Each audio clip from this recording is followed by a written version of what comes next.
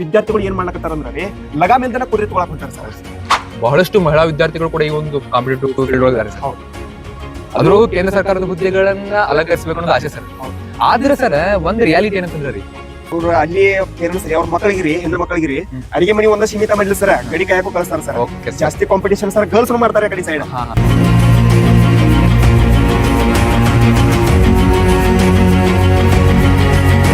ಇವತ್ತಿನ ಸ್ಪರ್ಧಾ ಲೋಕದೊಳಗರಿ ಸಾಕಷ್ಟು ಜನ ಅಭ್ಯರ್ಥಿಗಳಿದಾರೆ ಸರ್. ಅದ್ರೊಳಗೂ ಕೇಂದ್ರ ಸರ್ಕಾರದ ಹುದ್ದೆಗಳಿಗೆ ತೆರೆಸುವಂತ ವಿದ್ಯಾರ್ಥಿಗಳು ಬಳಸಿದಾರೆ ಸರ್. ಅವ್ರಿಗೆಲ್ಲ ಕೆಲವೊಂದು ಸಮಸ್ಯೆ ಅದಾವ ಸರ್. ಆ ಸಮಸ್ಯೆಗಳಿಗೆ ನೀವು ಕ್ಲಾರಿಟಿ ಕೊಡ್ಬೇಕು ಸರ್. ಈ ಒಂದು ವಿಡಿಯೋದಲ್ಲಿ ಏನಂತೀರಿ ಸರ್ ಇದ್ರ ಬಗ್ಗೆ ನೀವು? 100% ಸರ್. ವಿದ್ಯಾರ್ಥಿಗಳು ಏನ್ ಡೌಟ್ಸ್ ಇರ್ತಾರಲ್ಲ ಸರ್, ಆ ಡೌಟ್ಸ್ ನೀವು ಕೇಳಿ ಸರ್. 100% ಕ್ಲಿಯರಿಫಿಕೇಶನ್ ನಾನು ಕೊಡ್ತೀನಿ ಸರ್. ರೆಡಿ ಅದನ್ನ ಸರ್. Okay sir. ಅಂದ್ರೆ ಸರ್ ಯಾರ್ಯಾರ ಕೇಂದ್ರ ಸರ್ಕಾರದ ಹುದ್ದೆಗಳಿಗೆ ತಯಾರಿ ಅನ್ಸತ್ತ ಸರ್, ಅವರೆಲ್ಲ SSC GD ಪರ್ಪಸ್ ನ ರೆಡಿ ಆಗತ್ತಾರ ಸರ್. ಹೌದು ಸರ್. ನಮ್ಮ ಕೋಚಿಂಗ್ ಸೆಂಟರ್ ದಾಗ ಇದ್ದಂತ ವಿದ್ಯಾರ್ಥಿಗಳಾಯ್ತ್ರಿ, ಹೊರಗಿನ ವಿದ್ಯಾರ್ಥಿಗಳಾಯ್ತ್ರಿ, ಬಹಳಷ್ಟು ಅದ್ರ ಬಗ್ಗೆ ರೆಡಿ ಆಗ. ಹೌದು ಸರ್. ಬಹಳಷ್ಟು ಜನ ನಮಗೆ ಕೇಳುವಂತ ಕ್ವಶನ್ ಏನಂದ್ರೆ ಸರ್, ಸರ್ ಇನ್ನು SSC GD 2026 ನೋಟಿಫಿಕೇಶನ್ ಯಾವಾಗ ಆಗ್ತದೆ ಸರ್ ಅನ್ನೋದೊಂದು ಒಂದು ದೊಡ್ಡ ಕ್ವಶನ್ ಸರ್. ಬಹಳಷ್ಟು ವಿದ್ಯಾರ್ಥಿಗಳು ಕೇಳುವಂತ ಪ್ರಶ್ನೆ ಸರ್. ಹೌದು ಸರ್. Okay sir. ನೋಡ್ರಿ, SSC GD ಈಗ ಕನ್ಫರ್ಮ್ ಆಗ್ಬೇಕಾಗಿತ್ರಿ. ಯಾಕ ಡಿಲೇ ಆಯ್ತು ಅನ್ನೋದ್ರಿ, ಮೊದಲ್ರಿ TCS ಅಂತ ಹೇಳಿ ಒಂದು ಬೋರ್ಡ್ ಇತ್ತು ಸರ್. ಅದ್ ಹೋಗ್ರಿಂದ ಈಗ ಏನಾಗೈತ್ರಿ, ಅಡಿಕ್ವೇಟ್ ಅಂತ ಹೇಳಿ ಒಂದು ಬೋರ್ಡ್ ಬರೋದ್ರಿಂದ ಒಂದ್ ಸ್ವಲ್ಪ SSC GD ನೋಟಿಫಿಕೇಶನ್ ಡಿಲೇ ಆಗೈತೆ ಸರ್. 100% ಸರ್ ಈ ಮಂತ್ ಎಂಡ್ ಒಳಗ್ರಿ ಕನ್ಫರ್ಮ್ ಆಗತ್ತದ ಸರ್. ನೋಟಿಫಿಕೇಶನ್ ಮಾಡತ್ತಾರ 100%. ಅದ್ರ ಬಗ್ಗೆ ಎರಡು ಮಾತಿನ ಸರ್, ಡೌಟ್ಸ್ ಇಟ್ಕೊಳಕ ಹೋಗ್ಬೇಡ್ರಿ ಯಾರು ವಿದ್ಯಾರ್ಥಿಗಳು. ಹೇಳ್ತೀನಿ 100% ಈ ಮಂತ್ ಎಂಡ್ ಒಳಗ ನೋಟಿಫಿಕೇಶನ್ ಮಾಡೇ ಮಾಡ್ತಾರೆ ಸರ್. ಹೌದ್ರಿ, ಈ ಮಂತ್ ಎಂಡ್ ಒಳಗ ಮಾಡೇ ಮಾಡ್ತಾರೆ. ಹಂಗಾದ್ರೆ ಸರ್, ಈಗ ವಿದ್ಯಾರ್ಥಿಗಳು ಇರ್ತಾರೆ ಸರ್, ಅವರು ಪ್ರಿಪರೇಷನ್ ನಡೆಸ್ತಾ ಇರ್ತಾರೆ ಸರ್. ಅವರಿಗೆ ಕೋಚಿಂಗ್ ಅನ್ನೋದು ಬಹಳಷ್ಟು ಇಂಪಾರ್ಟೆಂಟ್ ಆಗ್ತದೇನೋ ಇಲ್ಲೋ ಸರ್? ಅದನ್ನ ಸ್ವಲ್ಪ ಹೇಳಿ ಸರ್. 100% ಕೋಚಿಂಗ್ ಸೆಂಟರ್ ಅವ್ರಿಗೆ ಬಹಳಷ್ಟು ಇಂಪಾರ್ಟೆಂಟ್ ಆಗ್ತದೆ. ಯಾಕೆ ಹೇಳತ್ತೇನಪ್ಪ ಅಂತಂದ್ರ ಸರ್, ನಾವು ವಿದ್ಯಾರ್ಥಿಗಳು ಏನ್ ಮಾಡ್ಲಕತ್ತಾರ ಅಂದ್ರ ರೀ, ಲಗಾಮ್ ಇಲ್ದನ ಕುದುರೆ ತಗೊಳಕ್ ಹೊಂಟಾರ ಸರ್. ಲಗಾಮ್ ಇಲ್ದನ ಕುದುರೆ ತಗೊಳಕ್ ಹೊಂಟಾರ ಸರ್. ಅಂದ್ರೆ ನೋಡಿ ಸರ್, ಮೊದಲು ಲಗಾಮನ ಕೊಂಡ್ಕೊಳ್ಳಿ ಸರ್, ಆಮೇಲೆ ಕುದುರೆ ತಗೊಳಕ್ ಹೋದ್ ಸರ್. ಕುದುರೆ ಎಲ್ಲಿ ಓಡಿ ಹೋಗಂಗಿಲ್ಲ. ಅಂದ್ರೆ ನಾ ಏನ್ ಹೇಳತ್ತೇನೆ ಅಂತಂದ್ರ ರೀ, ಒಬ್ಬ ವಿದ್ಯಾರ್ಥಿ ಒಂದು ನೌಕರಿ ಪಡ್ಕೊಳಕ್ ಹೊಂಟಾನಂದ್ಮೇಲ್ರಿ ಕೋಚಿಂಗ್ ಸೆಂಟರ್ ಅನ್ನೋದು ಬಹಳಷ್ಟು ಇಂಪಾರ್ಟೆಂಟ್ ಆಗ್ತದೆ ಸರ್. ಕೋಚಿಂಗ್ ಸೆಂಟರ್ ಅನ್ನೋದು ಒಂದು ಲಗಾಮ್ ಇದ್ದಂಗ ಸರ್, ನೌಕರಿ ಅನ್ನೋದ ಒಂದ ಕುದುರೆ ಇದ್ದಂಗ ಸರ್. ಕೋಚಿಂಗ್ ಸೆಂಟರ್ ಒಂದ್ ಒಳ್ಳೆ ಕೋಚಿಂಗ್ ಸೆಂಟರ್ ನ ಒಂದ್ ಹುಡ್ಕೊಂಡಿ ಅಂದ್ರ ರೀ 100% ಸರ್ ಜಾಬ್ ಆಗತೈತ್ರಿ. ಅಂದ್ರೆ ನೀವ್ ಹೇಳಿದ ಪ್ರಕಾರ ಸರ್, ಈಗ ಒಬ್ಬ ವಿದ್ಯಾರ್ಥಿ ನೌಕರಿ ಹಿಡಿಬೇಕಂದ್ರೆ ಅವಂಗೊಂದು ಕೋಚಿಂಗ್ ಸೆಂಟರ್ ಅವಶ್ಯಕತೆ ಐತಿ ಸರ್. ಅಲ್ಲಿ ಒಳ್ಳೆ ಗುರುಗಳು ಇರ್ತಾರ್ರಿ, ಗೈಡೆನ್ಸ್ ಮಾಡ್ಲಕ್ರಿ ತಯಾರಿ ಮಾಡ್ತಾರ ಸರ್. 100% ಸರ್. ಕೋಚಿಂಗ್ ಸೆಂಟರ್ ಅದೇ ರೀತಿ ಅಡ್ವಾನ್ಸ್ ಪ್ರಿಪರೇಷನ್ ಬಹಳಷ್ಟು ಮುಖ್ಯ ಆಗ್ತದೆ ಸರ್. ಹೌದು ಸರ್. ಯಾವ ರೀತಿ ಅಡ್ವಾನ್ಸ್ ಪ್ರಿಪರೇಷನ್ ಮಾಡ್ಕೋಬೇಕು ಸರ್? ಸರ್ ಅಡ್ವಾನ್ಸ್ ಪ್ರಿಪರೇಷನ್ ಅಂದ್ರೆ ನೋಡ್ರಿ, ಬಹಳಷ್ಟು ವಿದ್ಯಾರ್ಥಿಗಳು ಒಂದು ರಾಂಗ್ ವೇ ಡಿಸಿಷನ್. ಹೆಂಗಂದ್ರ ರೀ, ಕಾಲ್ಫಾರ್ಮ್ ಆದ ತಕ್ಷಣ ಬಹಳಷ್ಟು ವಿದ್ಯಾರ್ಥಿಗಳು ಕೋಚಿಂಗ್ ಸೆಂಟರ್ಗಳು ಹುಡುಕಾಡ್ಕೊಂಡ್ ಬರ್ತಾರೆ ಸರ್. ಅದು ಟೋಟಲಿ ರಾಂಗ್ ವೇ ಸರ್. ಯಾಕಂದ್ರೆ ನೋಡಿ, ಅಡ್ವಾನ್ಸ್ ಪ್ರಿಪರೇಷನ್ ಮಾಡೋದ್ರಿ ಮತ್ತು ಕಾಲ್ಫಾರ್ಮ್ ಆದ ತಕ್ಷಣ ಪ್ರಿಪರೇಷನ್ ಮಾಡೋಕ್ ಬಹಳಷ್ಟು ವ್ಯತ್ಯಾಸ ಐತ್ರಿ. ಹೆಂಗಂದ್ರ ರೀ, ಅಡ್ವಾನ್ಸ್ ಪ್ರಿಪರೇಷನ್ ಮಾಡಿದ್ರೆ ಸರ್ ಯಾವುದೇ ರೀತಿ ಅವ್ರಿಗೆ ಮೈಂಡ್ ಒತ್ತಡ ಇರಂಗಿಲ್ಲ ಸರ್. ಯಾವುದೇ ರೀತಿ ಮೈಂಡ್ ಒತ್ತಡ ಇರಂಗಿಲ್ಲ, ಪ್ರೆಷರ್ ಇರಂಗಿಲ್ರಿ, ಕೂಲ್ ಆಗಿ ಅವ್ರಿಗೆ ಹ್ಯಾಂಡಲ್ ಮಾಡ್ಬೋದು ಸರ್. ಅಷ್ಟು ಸಬ್ಜೆಕ್ಟ್ಗಳನ್ನ ಅವ್ರಿಗೆ ಎದುರಿಸೋದು ಟಾಪ್ ಅಂಡ್ ಟಾಪ್ ಆಗ್ಬೋದು ಸರ್. ಈ ಕಾಲ್ಫಾರ್ಮ್ ಆದ ತಕ್ಷಣ ಬಂದಂತ ವಿದ್ಯಾರ್ಥಿಗಳು ಏನಾಗ್ತದೆ ಸರ್, ಅವ್ರಿಗೆ ಮಾಕ್ ಟೆಸ್ಟ್ ಬಿಡ್ಸಕ್ಕಾಗಂಗಿಲ್ರಿ, ಪ್ರಿವಿಯಸ್ ಇಯರ್ ಕ್ವಶನ್ ಪೇಪರ್ ಬಿಡ್ಸಕ್ಕಾಗಂಗಿಲ್ರಿ. ಅವ್ರಿಗೆ ಕೂಲ್ ಆಗಿನೇ ಏನೋ ಒಂದು ಅವ್ರಿಗೆ ಕ್ಲಾಸ್ಗಳು ಕೇಳಕ್ ಹೋಗುದಿಲ್ಲ ಸರ್. ಪ್ರೆಷರ್ ಇರ್ತೈತ್ರಿ, ಪ್ರೆಷರ್ ಇರ್ತೈತೆ ಸರ್. ಆ ಕಾರಣಕ್ಕೆ ಅವ್ರ ನೆನಪಿಟ್ಕೊಳ್ಳುವಂಥದ್ದು ಅವ್ರ ಕಡೆ ಶಕ್ತಿ ಬರಂಗಿಲ್ಲ ಸರ್. ಅಂದ್ರೆ sir, short interval of turn ಎಲ್ಲ ನೆನಪಿಟ್ಕೋಕ್ ಆಗಂಗಿಲ್ಲ ಸರ್. ಅವಾಗ ಪ್ರೆಷರ್ ಒಳಗೆ ಹೋಗಿ ಡಿಪ್ರೆಷನ್ ಹೋಗ್ತಾರೆ ಸರ್. ಅಂದ್ರೆ ಅಡ್ವಾನ್ಸ್ ಪ್ರಿಪರೇಷನ್ ಇಲ್ಲಿ ಬಹಳ ಮುಖ್ಯ ಸರ್. ಅಂದ್ರೆ ಸರ್, ಈ ಕೆಲವೊಂದಿಷ್ಟು ವಿದ್ಯಾರ್ಥಿಗಳು ಹೆಂಗ್ ಥಿಂಕ್ ಮಾಡ್ತಾರೆ ಅಂತಂದ್ರಿ, ಆಯ್ತಿರಿ ಸರ್, ಈಗ ನೋಟಿಫಿಕೇಶನ್ ಆಯ್ತು ಅಂತ ತಿಳ್ಕೊರಿ, ಅಕಸ್ಮಾತ್ ಆಗೋಕ್ಕಿಂತ ಮುಂಚಿನ ತಿಳ್ಕೊರಿ ಕೋಚಿಂಗ್ ಸೆಂಟರ್ಗೆ ಬಂದ್ರಿ ಸರ್, ಅಲ್ಲಿ ಅವ್ರದ್ದು ಟೈಮ್ ಮ್ಯಾನೇಜ್ಮೆಂಟ್ ಯಾವ ರೀತಿ ಇರ್ತದೆ? ಈಗ ನೋಡಿ ಸರ್, ಮನ್ಯಾಗ ಇರ್ಬೇಕ್ರಿ ಮತ್ತೆ ಕೋಚಿಂಗ್ ಸೆಂಟರ್ಗೆ ಬಂದ ಕೋಚಿಂಗ್ ತಗೊಳೋದಕ್ಕೆ ಭಾಳಷ್ಟು ಟೈಮ್ ಮ್ಯಾನೇಜ್ಮೆಂಟ್ ಆಗ್ತೈತ್ರಿ. ಹೆಂಗಂದ್ರ ರೀ, ಈಗ ಒಂದು ಕೋಚಿಂಗ್ ಸೆಂಟರ್ಗೆ ಬಂದಂದ್ರ ನಮ್ಮ ಕೋಚಿಂಗ್ ಸೆಂಟರ್ ಅಂತ ಹೇಳ್ತಿಲ್ರಿ, ಯಾವ್ದು ಬೇಕಾದ ಒಂದು ಒಳ್ಳೆ ಕೋಚಿಂಗ್ ಸೆಂಟರ್ ಹೋಗಿ ಸರ್. ನಾ ಬೇರೆ ಕಡೆ ಇದ್ದಿದ್ ಗೊತ್ತಿಲ್ರಿ, ನಮ್ಮ ಕೋಚಿಂಗ್ ಸೆಂಟರ್ ಒಳಗೆ ಹೆಂಗೈತೆ ಅಂದ್ರೆ ಡೈಲಿ ರೂಟೀನ್ ಸರ್. ಬೆಳಿಗ್ಗೆ ನಸಿಕಿನಾಗ 4:45 ಅವ್ರದ್ದು ಡ್ರಿಲ್ಲಿಂಗ್ ಸ್ಟಾರ್ಟ್ ಆಯ್ತು ಸರ್. ಯಾವುದೇ ಒಂದು ಟೈಮ್ ವೇಸ್ಟ್ ಮಾಡಲ್ದ ಸರ್. ಅವ್ರ ಕ್ಲಾಸ್ ಆಯ್ತ್ರಿ, ಎಕ್ಸಾಮ್ ಆತ್ರಿ, ಎಲ್ಲಾನು ಟೋಟಲಿ ಸೇರಿ ಸರ್ ರಾತ್ರಿ 11:30 ತನ ಅವ್ರದ ಒಂದು ವಿದ್ಯಾಭ್ಯಾಸನ ಕಂಟಿನ್ಯೂಸ್ ಆಗಿ ಇರ್ತೈತಿ ಸರ್. ಯಾವುದೇ ರೀತಿ ರೆಸ್ಟ್ ಕೊಡಂಗಿಲ್ಲ ಸರ್. ಮನಿ ಒಳಗೆ ಕೂತ್ರೆ ಈ ತರ ಇರಂಗಿಲ್ಲ ಸರ್. ಅವ್ರ ಮೈಂಡ್ ಸೆಟ್ ಹೆಂಗಿರ್ತೈತಿ ಅಂದ್ರೆ ಸರ್, ಅವ್ರದ ಕಾಂಪಿಟೇಷನ್ ಮಾಡೋರು ಯಾರು ಇರಂಗಿಲ್ಲ ಸರ್ ಮನಿ ಒಳಗೆ. ಅವ್ರದ್ದು ಒಂದು ಹುಲಿ ಟೈಪ್ ಒಂದು ತಿಳ್ಕೊಂಡ್ಬಿಟ್ಟಿರ್ತಾರ ಸರ್. ಅಂದ್ರೆ ಹೆಂಗ್ ಸರ್, ಈಗ ಒಬ್ಬ ಕಾಂಪಿಟೇಷನ್ ಎದುರಾಳಿ ಬಂದ್ರೆ ನಮ್ಮಲ್ಲಿರುವಂತ ಬೆಸ್ಟ್ ಹೊರಗೆ ಬರ್ತೈತಿ ಸರ್. ಇಲ್ಲಿ ಅಂದ್ರೆ ಕಾಂಪಿಟೇಷನ್ ಇರ್ತೈತಿ ಸರ್. ನಸಿಕಿನಾಗ 4:45 ಅವ್ರದ್ದು ಸ್ಟಡಿ ಸ್ಟಾರ್ಟ್ ಆತಂದ್ರ ರೀ ರಾತ್ರಿ 11:30 ತನ ಇರ್ತೈತಿ ಸರ್. ಟೈಮ್ ಯಾವುದೇ ರೀತಿ ವೇಸ್ಟ್ ಆಗಂಗಿಲ್ಲ ಸರ್. ಒಂದು ಕೋಚಿಂಗ್ ಸೆಂಟರ್ ಒಳಗೆ ಇದ್ದಿದ್ದು ಓದೋದು ಭಾಳಷ್ಟು ಇಂಪಾರ್ಟೆಂಟ್. ಅಂದ್ರೆ ಮನೆಯಲ್ಲಿ ನಾವು ಎಷ್ಟ ಟೈಮ್ ಮ್ಯಾನೇಜ್ಮೆಂಟ್ ಮಾಡಿದ್ರು ಇಲ್ಲಿಗತ್ತೆ ಆಗಂಗಿಲ್ಲ. ಅದೇ ರೀತಿ ಇನ್ನೂ ಕೆಲವೊಂದಿಷ್ಟು ವಿದ್ಯಾರ್ಥಿಗಳಲ್ಲಿ ಏನು ಕ್ವಶನ್ ಅಂತಂದ್ರೆ ಸರ್, ಆಯ್ತು ರೀ 2 ತಿಂಗಳವರೆಗೂ ಪೂರಾ ಕೋಚಿಂಗ್ ಮುಗೀತು ಸರ್, ಮುಗಿದ ತಕ್ಷಣ ಮನೆಗೆ ಹೋಗಬೇಕು ಇಲ್ಲೇ ಇರಬೇಕು ಅನ್ನೋದು ಕೆಲವೊಂದಿಷ್ಟು ಮಂದಿಗೆ ಡೌಟ್ ಸರ್. ಅದ್ರ ಬಗ್ಗೆ ನಿಮ್ಗೆ ಸರ್ ಈಗ ಕೋಚಿಂಗ್ ತಗೊಂಡಿರ್ತಾರ್ರಿ, ಒಬ್ಬ ವಿದ್ಯಾರ್ಥಿ ಬಂದು ಒಂದು ಕೋಚಿಂಗ್ ತಗೊಂಡ್ರಿ, 2 ತಿಂಗಳು ಕೋಚಿಂಗ್ ತಗೊಂಡ್ರಿ, ಟೋಟಲಿ ಅಮೌಂಟ್ ಫೀಸ್ ಪೇಡ್ ಮಾಡ್ರಿ ಸರ್. ಮನಿಗ್ ಹೋಗೋದ್ರಿಂದ ಎಲ್ಲ ಫೇಲ್ಯೂರ್ ಸರ್. ಯಾಕಂದ್ರೆ ಯಾವ ರೀತಿ ಸರ್? ನಾ ಏನ್ ಹೇಳತ್ತೇನೆ ಅಂದ್ರೆ ಸರ್, ಒಂದ್ ಎಕ್ಸಾಮ್ ಬರಿ ಮಟ್ಟ ಇಲ್ಲೇ ಇರ್ಬೇಕು ಅಂತ ವಿದ್ಯಾರ್ಥಿ. ಒಂದ್ ಕೋಚಿಂಗ್ ಸೆಂಟರ್ ಹುಡುಕಾಡ್ಕೊಂಡ್ ಹೋಗ್ಯಾನಂದ್ರಿ, ಒಬ್ಬೊಬ್ರು ವಿದ್ಯಾರ್ಥಿಗಳು ಮೈಂಡ್ ಸೆಟ್ ಏನ್ ಮಾಡ್ಕೊಂಡ್ ಬಿಟ್ಟಾರಂದ್ರಿ, ಇದು ಒಂದ್ ಅವ್ರದ 1 to ಡಿಗ್ರಿ ಮುಗಿಯೋವರೆಗೂ ಏನ್ ಅವ್ರ ಎಜುಕೇಶನ್ ಮುಗಿಸೋ ಬಂದಾರಲ್ರಿ ಸರ್, ಅದೇ ತರನ ಒಂದ್ ಕೋಚಿಂಗ್ ಹೋಗಿ ಒಂದ್ ಕೋಚಿಂಗ್ ಸೆಂಟರ್ 1-2 ತಿಂಗಳು ಕೋಚಿಂಗ್ ಮಾಡಿ ಮನ್ಯಾಗ ಕೂತ್ರ ನಮ್ದು ಎಲ್ಲ ಪೂರ ನಂದು ಜೀವನ ಮುಗಿತಪ್ಪ ಅನ್ನುವಂತ ಒಂದು ಮೈಂಡ್ ಸೆಟ್ ಇಟ್ಕೊಂಡ್ ಅದಾರ ಸರ್. ಅಂತಂದ್ರೆ ಈಗ ಯಾವ ರೀತಿ ಡಿಗ್ರಿ ಹೋಲ್ಡರ್ ಅಂತಾರೆ, ಡಿಗ್ರಿ ಮುಗಿದ ತಕ್ಷಣ ಡಿಗ್ರಿ ಹೋಲ್ಡರ್ ಆದೆ, ಅದೇ ರೀತಿ ಕೋಚಿಂಗ್ ಮುಗಿದ ತಕ್ಷಣ ನಾ ನೌಕರಿ ಹಿಡಿದೆ ಅನ್ನುವಂತ ಮೈಂಡ್ ಸೆಟ್ ಈ ತರ ಆ ರೀತಿ ಇರಬಾರ್ದು, ಆ ತರ ಇಟ್ಕೊಂಡ್ ಕೂತಿರ್ತಾರ ಸರ್. ಕೋಚಿಂಗ್ ಮಾಡ್ರಂದ್ರ ಸರ್ ಮನಿಗೆ ಯಾವ್ದೇ ರೀತಿ ಹೋಗ್ಬಾರ್ದು ಸರ್. ಈಗ ಇಲ್ಲೆಲ್ಲ ಪರ್ಫೆಕ್ಟ್ ತಯಾರಿ ಆಗಿರ್ತಾನ್ರಿ, ಮನಿಗ್ ಹೋಗ್ಪ ಅಂತಂದ್ರಿ ಕೋಚಿಂಗ್ ಮುಗಿಸಿದ್ರಿ ಅವ್ ಟಚ್ ಒಳಗಿರಂಗಿಲ್ಲ ಸರ್, ಓದಾಕ್ ಆಗಂಗಿಲ್ಲ. ಇಲ್ಲಿಗೆ ತಕ್ಕ 4:45 ಕೇಳಂಗಿಲ್ರಿ, ರಾತ್ರಿ 11:00 ತನಕ ಸ್ಟಡಿ ಮಾಡಿರಂಗಿಲ್ರಿ. ಅದ್ರ ಸಂಬಂಧ ಮನಿಗ್ ಹೋದಂದ್ರೆ ಟೋಟಲಿ ಫೇಲ್ಯೂರ್ ಆಗಿಬಿಡ್ತಾನ್ರಿ. ಒಂದ್ ಎಕ್ಸಾಮ್ ಬರಿ ಮಟ್ಟ ಸರ್, ಒಂದ್ 3 ತಿಂಗಳಿರಾಗಲ್ರಿ 4 ತಿಂಗಳಿರಾಗಲಿ ಒಬ್ಬ ವಿದ್ಯಾರ್ಥಿ ಒಂದ ಕಡೆ ಕೂತ್ ಓದಿದಂದ್ರ ರೀ 100% ಹೇಳ್ತೀನಿ ಸರ್ ನೌಕರಿ ಮಾಡ್ಕೊಂಡು ಹೋಗತ್ತಾನ ಸರ್. ಮತ್ತೆ ಇನ್ನೊಂದು ಡೌಟ್ ಸರ್ ನಮ್ಮ ವಿದ್ಯಾರ್ಥಿಗಳಿಗೆ ಏನಂತಂದ್ರೆ ರೀ, ಅಕಸ್ಮಾತ್ ಏನಾದ್ರು SSC GD ನೋಟಿಫಿಕೇಶನ್ ಡಿಲೇ ಆಯ್ತು ಸರ್, ಅವಾಗ ಅವ್ರು ಹೆಂಗ್ ಮಾಡ್ಬೇಕು ಸರ್? ಕೋಚಿಂಗ್ ಮಾಡಿರ್ತಾರೆ sir already. Yes sir, yes sir. Good question sir. ಬಹಳಷ್ಟು ವಿದ್ಯಾರ್ಥಿಗಳು ಇದು ಒಂದು ಗೊಂದಲದಾಗಿರ್ತಾರೆ ಸರ್. ಈಗ ಏನ್ ಮಾಡ್ತಾರ ಸರ್, SSC GD ಕೋಚಿಂಗ್ ಬಂದಾರಂದ್ರ ರೀ, ಅವ್ರು SSC GD ಒಂದ್ ಅಪ್ಲಿಕೇಶನ್ ಹಾಕಕ್ ಬರ್ತೈತೇನು ಸರ್?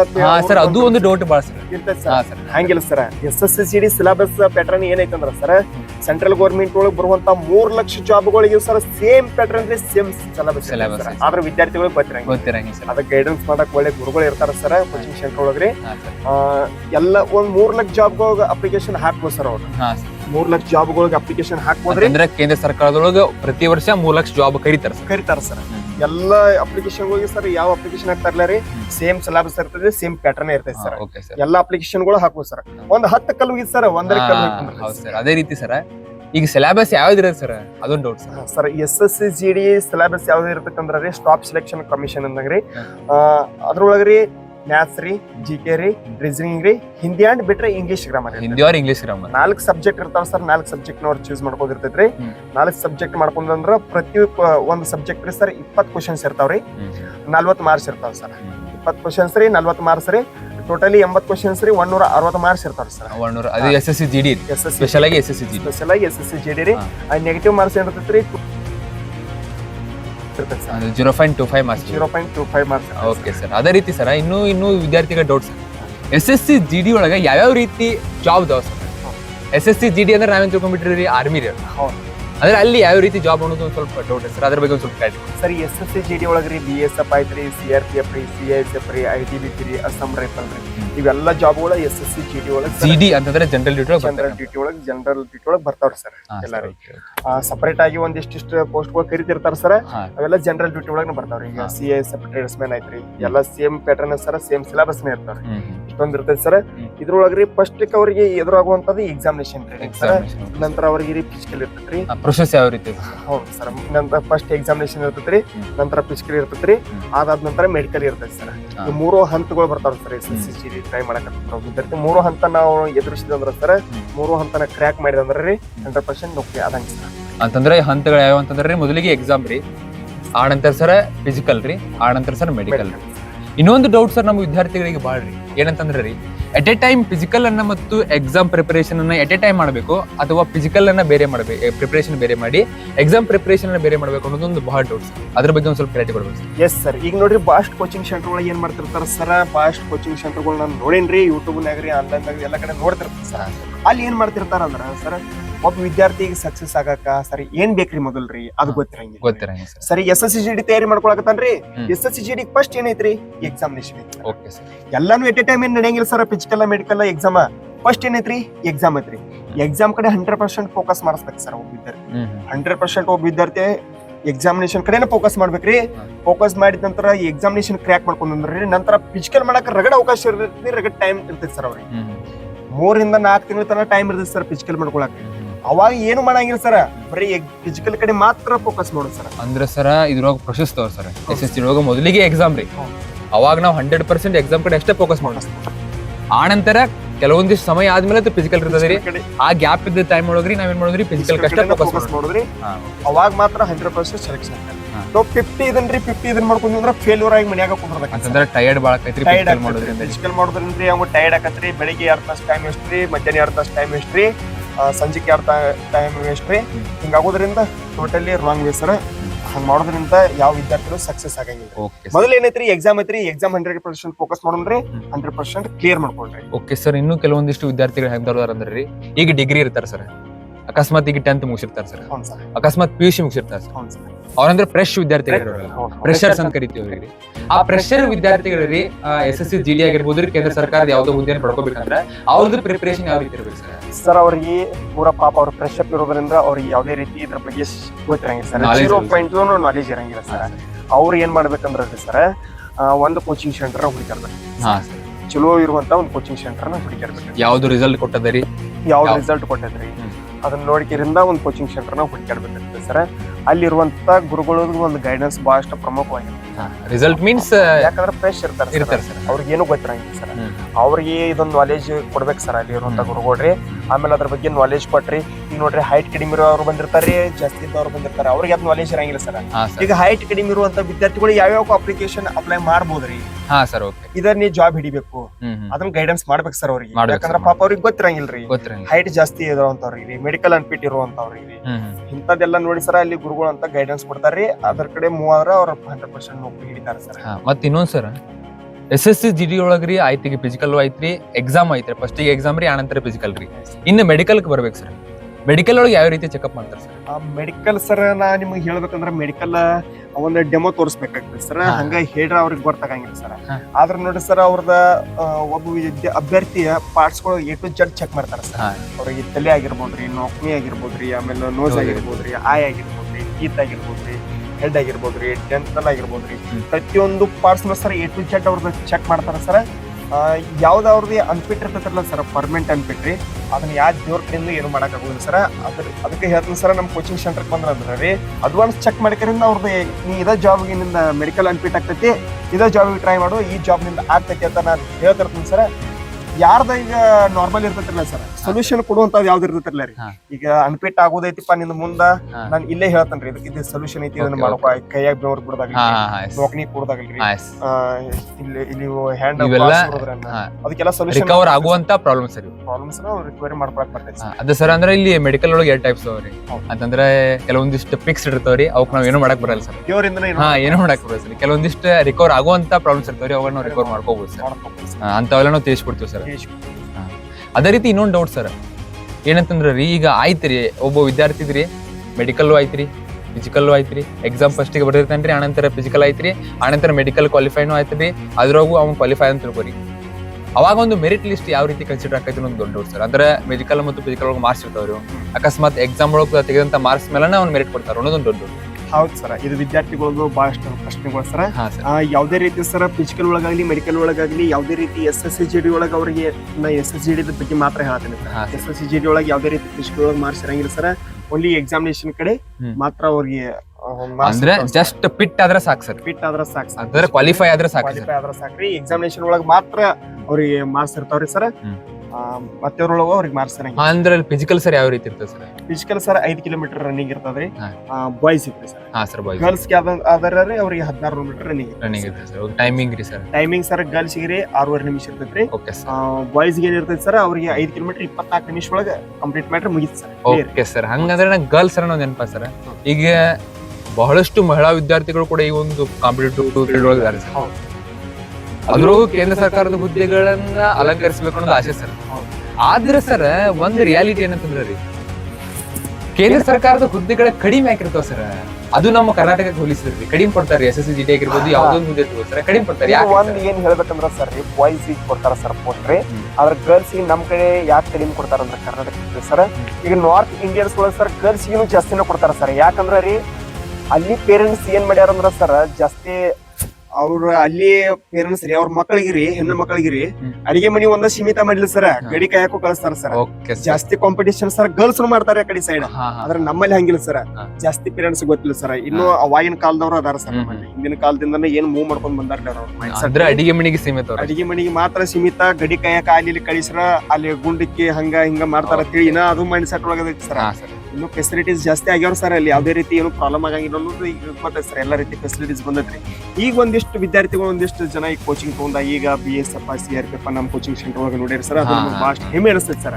ಸೌತ್ ಇಂಡಿಯನ್ಸ್ ಒಳಗೂ ಗರ್ಲ್ಸ್ ಗಡಿ ಕಾಯಕ್ ಹೊಂಟಾರಲ್ಲ ಅಂತ ಹೇಳಿ ನಮ್ಮ ಕೋಚಿಂಗ್ ಸೆಂಟರ್ ತಗೊಳ್ಳಿ ಸರ್. ನಮ್ಮ ಕೋಚಿಂಗ್ ಸೆಂಟರ್ ಸಾಕಷ್ಟು ವಿದ್ಯಾರ್ಥಿನಿಯರಾಗಿರ್ಬೋದು ವಿದ್ಯಾರ್ಥಿಗಳಾಗಿರ್ಬೋದು ಬಹಳಷ್ಟು ಜನ ಸೆಲೆಕ್ಟ್ ಆಗ್ಯಾರ ಸರ್. ನಮ್ಮಲ್ಲಿರುವಂತ ಫೆಸಿಲಿಟಿ ಆಗಿರ್ಬೋದು, ಸೇಫ್ಟಿ ಆಗಿರ್ಬೋದು, ಸೆಕ್ಯೂರಿಟಿ ಆಗಿರ್ಬೋದು, ಅದ್ರ ಬಗ್ಗೆ ಒಂದು ಸ್ವಲ್ಪ ಹೇಳಿ ಸರ್. ಬೇರೆ ಕೋಚಿಂಗ್ ಸೆಂಟರ್ ಬಗ್ಗೆ ನಾನು ಗೊತ್ತಿಲ್ಲ ಸರ್.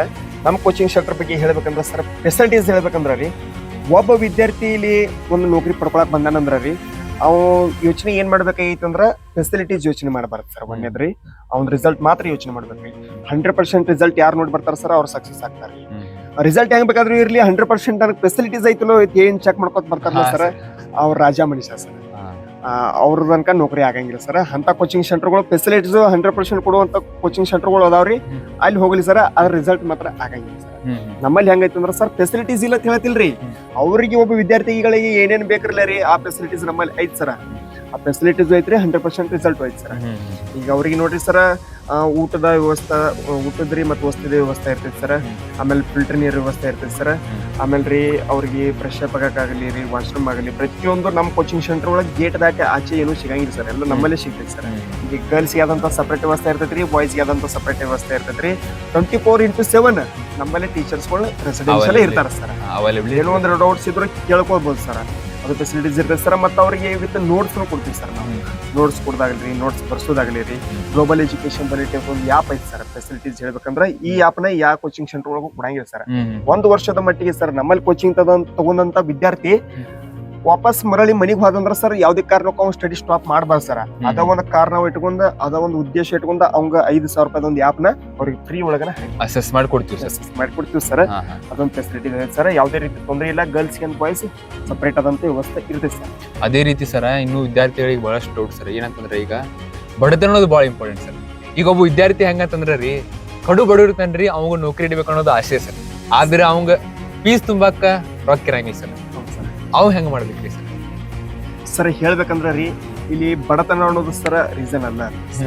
ಒಬ್ಬ ಅಭ್ಯರ್ಥಿ ಸರ ಅವಂಗ ನೌಕರಿ ಮಾಡಬೇಕ್ರಿ, ನನ್ನ ಯಶಸ್ವಿ ಆಗಬೇಕು, ನಾನು ಸಕ್ಸಸ್ ಆಗಬೇಕು, ಏನಾದ್ರು ಒಂದು ಅಚೀವ್ಮೆಂಟ್ ಮಾಡಬೇಕು ಅನ್ನೋದು ಒಂದು ಎಂದರೆ ತಿಳಿ ಸರ. ಒಂದು ಹಠ ಅನ್ನೋದು ಐತ ತಿಳಿ, ಒಂದು ಹುಚ್ಚತನ ಅನ್ನೋದು ಐತ ತಿಳಿ ಸರ. ಬಡತನಕ್ಕೆ ಏನೈತ್ರಿ ಸರ, ಒಂದು ಯಶಸ್ಸು ಆಗಕ್ಕೆ ಸರ್ ಅವ್ನು ಬಡತನ ಅಡ್ಡಿ ಅಲ್ಲ ಸರ್. ಚಲೋದ ಮುಂದೆ ಬಡತನ ಅಡ್ಡಿ ಅಲ್ಲ ಸರ್. ಬಡತನ ಅಡ್ಡಿ ಅಲ್ಲ ಸರ್. ಸರಿ, ಪ್ರತಿಯೊಬ್ಬ ಅಭ್ಯರ್ಥಿ ನೋಡ್ರಿ ಸರ್, ಒಂದು 20,000 to 30,000 ರೂಪಾಯಿ ಒಂದು ಫೋನ್ ಇರ್ತೈತೆ ಸರ್. ಹೆಂಗ ತಂದಿರ್ತಾನೆ ಸರ್, ಅದ್ರ ಮ್ಯಾಗಿಂದ ಆ ಫೋನ್ ಮ್ಯಾಗಿರುವಂತ ಹುಚ್ಚರಿ ಅವ್ರಿ ಅದನ್ನ ದೇನೇರೆ ಮಾಡಿ ತೆಗಿಸಿ ತಂದಿರ್ತಾನೆ ಸರ್. ಸರ ನೌಕರಿ ಮ್ಯಾಗ ಒಂದ್ ಹುಚ್ಚತನ ಇತ್ತ ಕೇಳ್ರಿ ಸರ್, ಅವ್ ದೇನೇರೆ ಮಾಡಿ ಸರ್ ಅಲ್ಲಿ ಫೀಸ್ ಕಟ್ತಾನೆ ಸರ್, ನೌಕರಿ ಹಿಡಿತಾನೆ ಸರ್. ಅವಂಗ ಹುಚ್ಚತನ ಒಂದು ಹಠವಾದಿ ಇರ್ಬೇಕು ಸರ್, ಮಾತ್ರ ಅವ್ನು ಸಕ್ಸಸ್ ಆಗ. ಅಂದ್ರೆ ಹೆಂಗ್ರಿ, ನೌಕರಿ ಹಿಡಬೇಕು ಅನ್ನೋ ಒಂದು ಹುಚ್ಚಿರ್ಬೇಕ್ರಿ. ಹೌದು ಸರ್, ಇದಾಗ ಕಿಚ್ಚಿರ್ಬೇಕು ಸರ್. ಯಶಸ್ಸಿಗೆ ಸರ್ ಬಡತನ ಅಡ್ಡಿ ಅಲ್ಲ ಸರ್. ಈಗ ನೋಡ್ರಿ, ಅವಂಗ ಒಂದ್ ಒಳ್ಳೆ ಮನೆ ಇಲ್ಲ ಸರ್, ಒಳ್ಳೆ ಒಂದಿಷ್ಟು ಮನಿ ಇಲ್ಲ ಸರ್, ಒಳ್ಳೆ ಮನಸ್ಸೇ ಇರ್ತೈತಿಲ್ಲ ಸರ್. ಆ ಮನಸ್ಸು ಮನಿ ಇಲ್ಲ ಅಂದ್ರೂ ಮನಸ್ಸು ಒಳ್ಳೆ ಮನಸ್ಸು ಇತ್ತಂದ್ರ ಸಕ್ಸಸ್ ಆಗತ್ತಾನ ಸರ್. ಓಕೆ ಸರ್, ಅಂದ್ರೆ ನೀವು ಹೇಳೋ ಪ್ರಕಾರ ರೀ, ಒಬ್ಬ ವಿದ್ಯಾರ್ಥಿಗೆ ಛಲ ಬೇಕ್ರಿ, ಅದೇ ರೀತಿ ಸಾಧನೆ ಮಾಡ್ಬೇಕು ಅನ್ನೋದು ಕಿಚ್ಚ ಬೇಕ್ರಿ. ಇದೆಲ್ಲ ಇದ್ದಾಗ ಒಬ್ಬ ವಿದ್ಯಾರ್ಥಿ 100% ಸಕ್ಸಸ್ ಆಗ್ತಾರೆ.